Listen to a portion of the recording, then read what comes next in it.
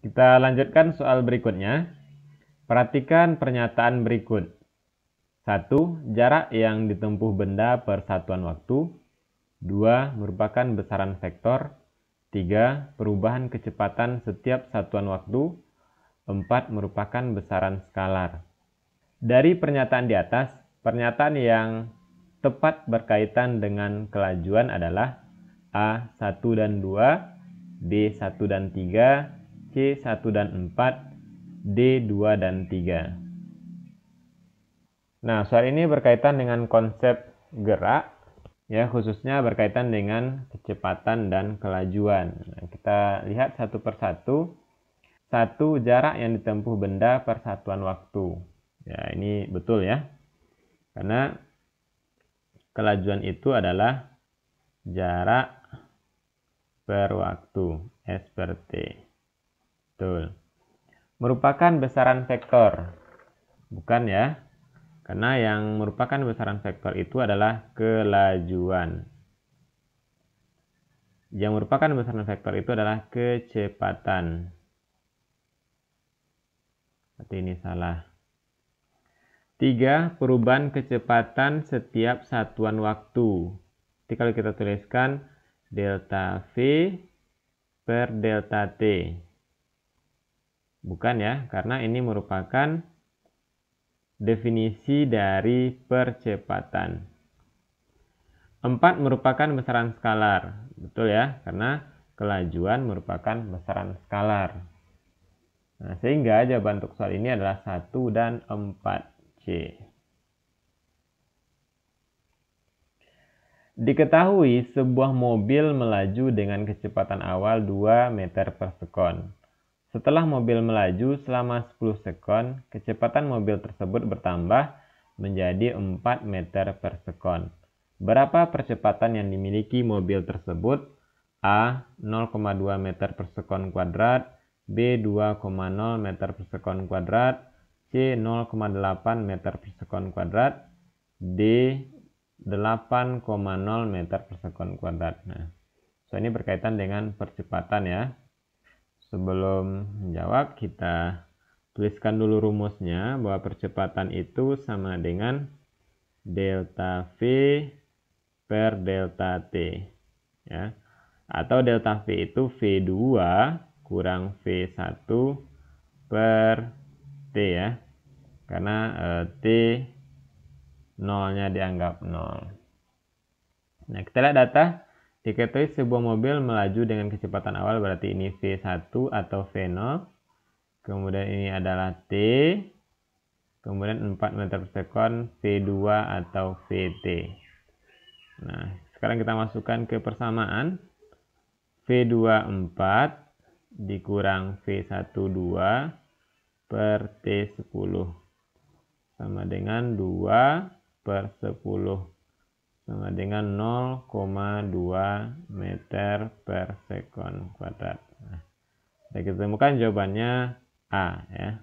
Nah, berarti ingat adik-adik, untuk menghitung percepatan kita menggunakan rumus A sama dengan delta V per delta T. Contoh gaya sentuh yang tepat di bawah ini adalah A. Gaya magnet, B. Gaya listrik, C. Gaya gravitasi, D. Gaya pegas. Nah, berkaitan dengan gaya, secara umum berdasarkan cara kerja gaya itu, gaya dibedakan menjadi dua. Ada gaya sentuh atau gaya impuls, dan satu lagi gaya yang tidak menyentuh. Untuk gaya sentuh berarti gaya yang bekerja langsung atau menyentuh terhadap benda.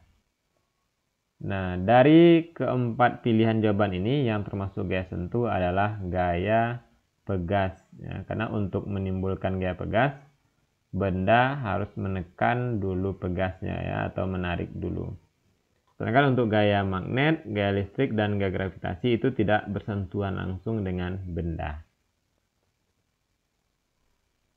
Perhatikan pernyataan berikut. 1. Semakin cepat seseorang mengendarai sepeda, semakin besar terpaan angin dari depan. 2. Mendorong mobil di jalan tidak rata, lebih berat dibanding jalan rata. 3. Ketika dayung mendorong air ke belakang, sampan akan meluncur ke depan. 4. Semakin besar massa benda, semakin besar percepatan yang dialami benda. Pernyataan yang sesuai dengan hukum ketiga Newton adalah A 1 dan 2, B 1 dan 3, C 1 dan 4, D 2 dan 3. Nah, soal ini berkaitan dengan hukum Newton ya, khususnya hukum ketiga Newton. Nah, kita ingat inti dari hukum ketiga Newton itu adalah adanya ya, gaya aksi sama dengan min F reaksi. Nah, berarti intinya di sini ada gaya yang saling berinteraksi, di mana gaya aksi nanti berlawanan arahnya dengan gaya reaksi yang ditimbulkan.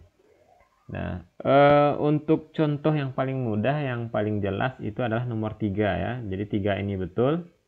Nah, ketika dayung mendorong air ke belakang, sampan akan meluncur ke depan. Jadi ada dua gaya yang saling bertolak belakang ya. Nah, kemudian kita lihat yang lain, berarti 3 betul ya, berarti antara 1 dan 2 lagi. Semakin cepat seorang mengendarai sepeda, semakin besar terpaan angin dari depan. Ya, ini juga betul ya, karena seorang mengendarai ke arah depan dan terpaan angin dari depan ke belakang. Itu merupakan gaya aksi dan timbul reaksi.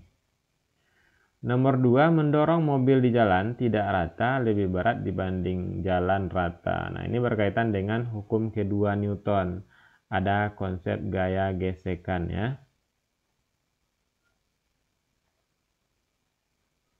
Nah, kemudian yang nomor 4, semakin besar massa benda, semakin besar percepatan yang dialami benda. Nah, ini sebenarnya konsepnya salah ya, tapi ini pernyataan berkaitan juga dengan hukum kedua Newton. Ya, hubungan antara massa dengan percepatan. Jadi jawabannya adalah 1 dan 3, B. Perhatikan gambar katrol berikut.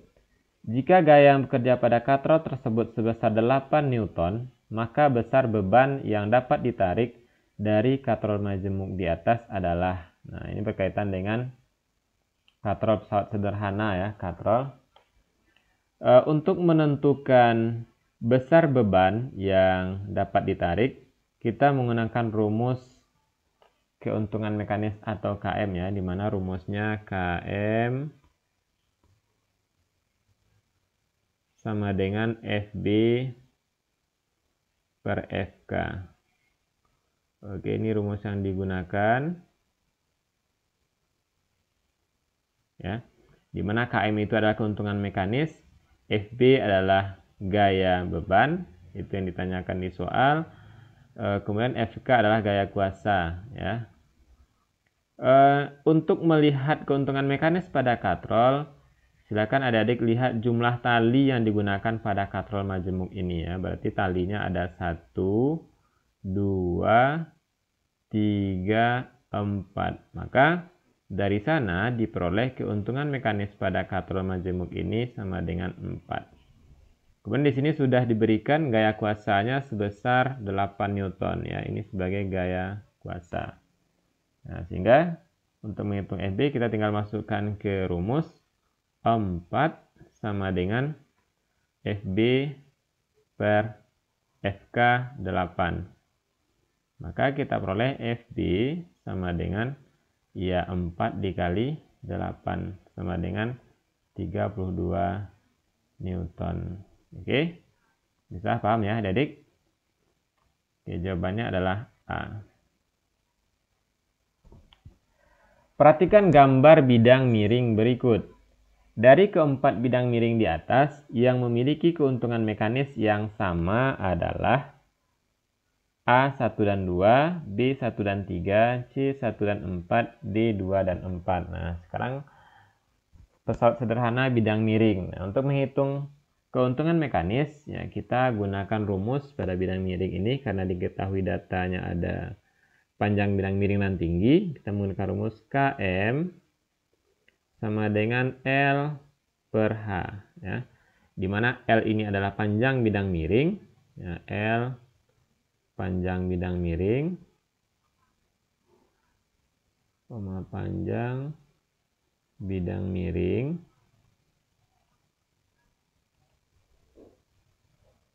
H adalah tinggi bidang miring.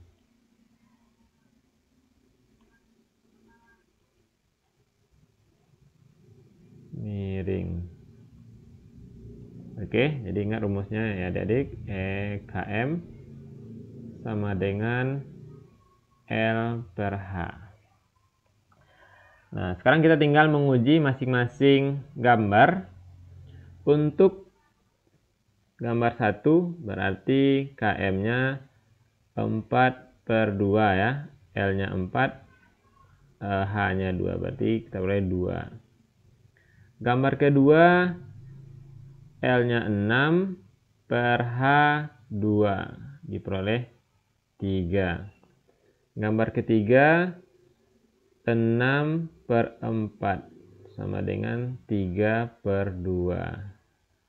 Gambar keempat 8 per 4 sama dengan 2. Nah, keuntungan mekanis yang sama berarti 2 ada di gambar 1 dan di gambar 4. Ya, jadi jawabannya adalah 1 dan 4.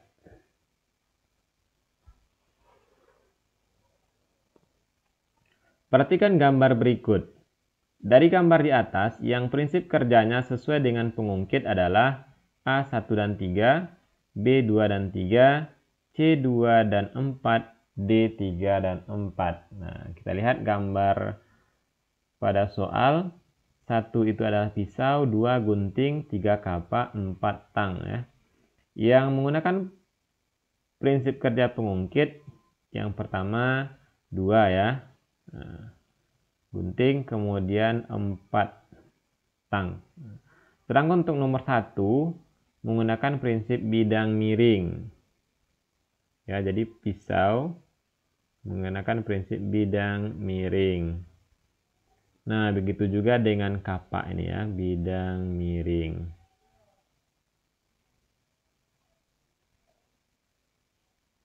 Nah, jadi jawabannya ada 2 dan 4C ya. Prinsip pesawat sederhana pada saat seseorang berjinjit adalah A. Bidang miring, B. Pengungkit jenis pertama, C. Pengungkit jenis kedua, D. Pengungkit jenis ketiga. Nah, yang manakah jawabannya adik-adik? Ya. Kita lihat gambarnya dulu seperti ini. Jadi pada saat seorang berjinjit, posisi antara penumpu beban dengan kuasa seperti ini ya.